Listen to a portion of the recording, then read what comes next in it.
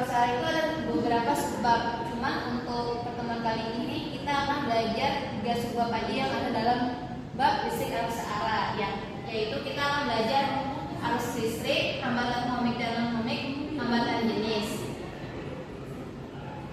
Nah, tujuan pada pembelajaran pada kali ini itu yang pertama itu menganalisis apa itu arus listrik dan muatan listrik. Yang kedua itu mengidentifikasi perbedaan antara hambatan ohmik dan non-ohmik.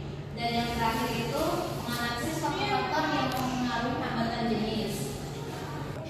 Nah, ada yang tahu gak sih arus listrik itu apa? Aliran muatan, Ibu. Nah, benar ya, arus listrik itu adalah aliran muatan. Nah, arus listrik itu sebenarnya kita bisa analogikan seperti aliran air di sungai ataupun di air terjun, yang dimana arus listrik itu mengalir dari potensial positif ke potensial yang negatif. Kalau untuk analogi di arus aliran air itu dari arah yang tinggi ke yang rendah kan. Cuman sebenarnya arah arus listrik dengan arah aliran elektron itu sama atau beda sih? Kalau bisa dilihat dari gambar ini, sebenarnya arus listrik itu tuh yang mengalir itu aliran muatan kan sebenarnya. Yang bergerak itu muatan listrik itu sebenarnya adalah muatan elektron. Tapi kenapa di arah arus listrik dengan arah elektronnya itu berbeda? Karena tadi arah arus listrik itu dari mana? Dari potensial yang positif ke arah potensial yang negatif. Sedangkan arah aliran elektron itu, yang namanya elektron itu yang bermuatan negatif, itu dari yang negatif ke yang positif. Sehingga dapat disimpulkan arah arus listrik itu berbeda dengan arah aliran elektronnya. Oke, udah paham ya tentang arus listrik itu apa? Nah, satu lagi nih, ada arus listrik itu akan ada ketika pada rangkaian tertutup. Karena pada rangkaian tertutup itu arah muatan itu mengalir dari kutub negatif baterai ke kutub positif, sedangkan arus listriknya itu mengalir dari kutub positif ke kutub negatif. Bisa kita lihat gambar dari yang sebelah kiri ya. Kalau misalkan rangkaian tertutup itu lampunya itu akan menyala, sedangkan rangkaian terbuka itu ketika saklarnya dalam keadaan terbuka, di mana tidak ada aliran arus listrik yang mengalir, sehingga lampunya itu tidak hidup atau mati. Nah, tadi kan udah tahu arus listrik itu apa. Nah, arus listrik itu bisa kita definisikan sebagai banyaknya muatan yang mengalir melalui suatu ruas penambang tiap satuan waktu. Jika dalam matematisnya itu bisa kita tuliskan rumusnya sebagai I sama dengan I per T, di mana satuan dari arus listrik itu adalah ampere. Nah, saya itu ada juga buat kita cari tahu gimana sih berapa besar muatan arus listrik. Di mana besar muatan arus listrik itu adalah banyaknya muatan elektron yang mengalir persatuan waktu. Secara matematis kita dapat tuliskan menjadi I sama dengan N dikalikan dengan E per T.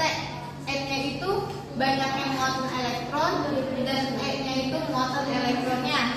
Besar muatan elektron itu sudah ada ketetapannya, yaitu 1,6 dikali 10 pangkat minus 9 kolom.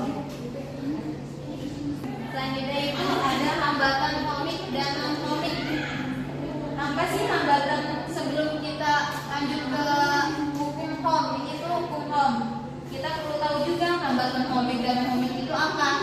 Hambatan ohmik itu adalah komponen-komponen listrik yang memiliki nilai hambatan tetap dengan grafik linear antara tegangan dan arusnya, di mana hal ini memenuhi hukum Ohm. Sedangkan hambatan non-ohmik itu yakni hambatan dengan nilai yang berubah-ubah serta tidak memenuhi hukum Ohm.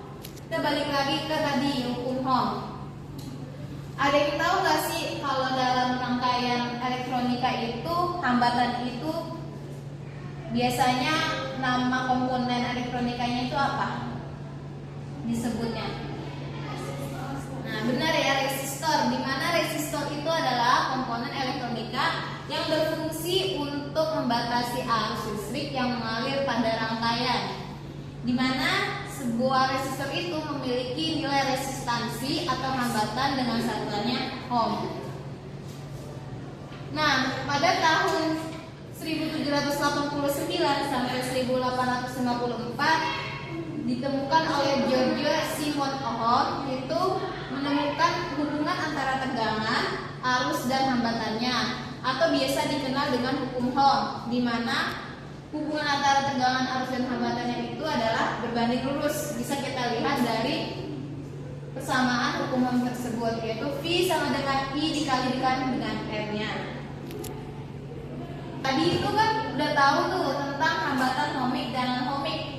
Nah, kita bisa lihat dari analisis grafik yang ada di layar ini.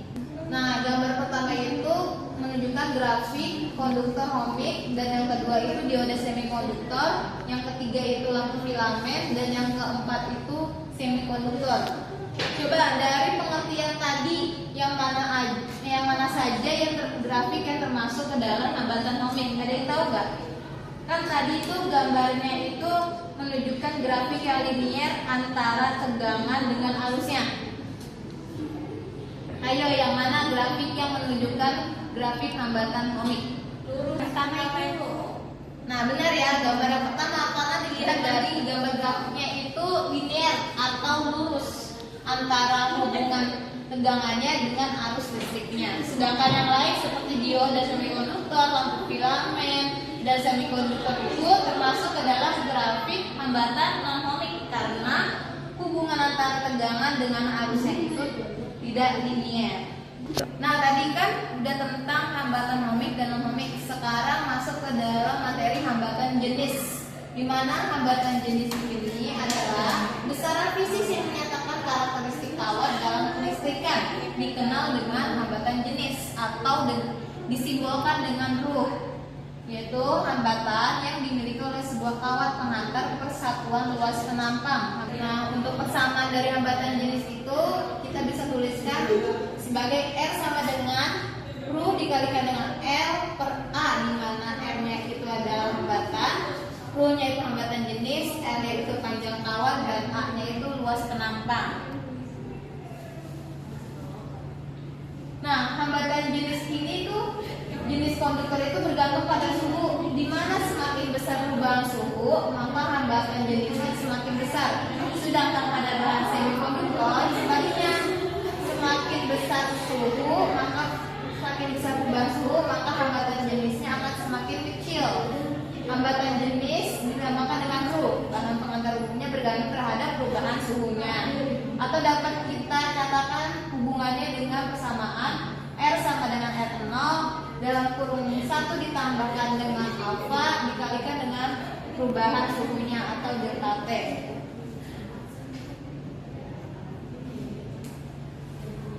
Coba ada yang bisa sebutkan apa saja faktor-faktor yang mempengaruhi hambatan jenis dari rumus tadi? Temperatur. Ya benar, apa lagi? Jenis material dulu. Ya benar ya. Ada 4 dari rumus tadi, yaitu panjang kawat, luas penampang, jenis material, dan suhunya. Untuk aplikasi dalam kehidupan sehari-hari itu kita bisa temukan pada perangkat elektronika, terus sebagai penentu jenis kawat yang baik untuk rangkaian listrik, terus sebagai alat seismografi. Nah, biar lebih paham lagi nih kalian, Ibu akan bahas contoh soalnya. Ada 3 contoh soal untuk masing-masing subbab itu 1. Ibu beri 1 contoh soal. Jadi kita tahu ya, arus listrik itu persamaannya itu adalah I sama dengan muatannya per waktu. Nah, coba kita lihat contoh soal yang pertama itu.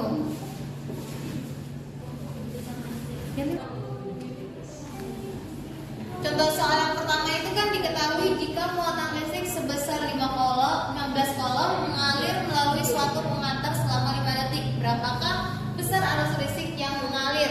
Oke, berarti kita bisa tuliskan muatannya ya.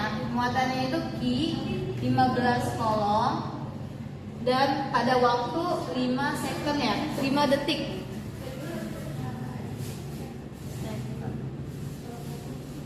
Berarti tinggal yang ditanya itu adalah arusnya atau I. Berarti dapat kita selesaikan jawab I sama dengan I per T. Kita masukkan 15 kolom dibagi dengan 15 second. Hasilnya adalah 3 ampere.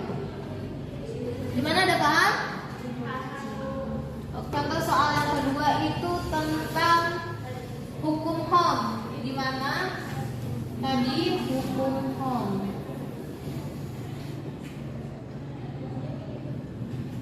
itu adalah V sama dengan I dikalikan dengan R. Nah, contoh soalnya itu kan jika dalam suatu rangkaian listrik terdapat arus sebesar 3 ampere dan hambatannya 4 ohm, berapakah besar tegangan yang diperlukan? Kita ketahui di soalnya itu arusnya itu untuk arus sama dengan 3 ampere, untuk hambatannya itu 4 ohm. Yang ditanyakan adalah besar tegangannya. Nanti kita dapat selesaikan V sama dengan I dikalikan dengan R. I sama dengan 3 ampere dikalikan dengan 4 ohm, hasilnya adalah 12 volt. Nah, yang terakhir itu contoh soal tentang hambatan jenis.